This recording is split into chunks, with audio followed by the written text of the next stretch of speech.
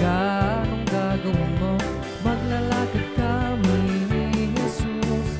Kung nasa langit ka, anong gagawin mo? Mag-uusap kami ni Jesus. Lalala sa pangalan ni Jesus, naligtas na ako. At sa dugo ni Jesus, nalinis na. Hallelujah. Kung nasa langit ka, anong gagawin mo? Maglalakad kami ni Jesus. Kung nasa langit ka, anong gagawin mo? Mag-uusap kami ni Jesus. Mag-uusap kami ni Jesus. Mag-uusap kami ni Jesus.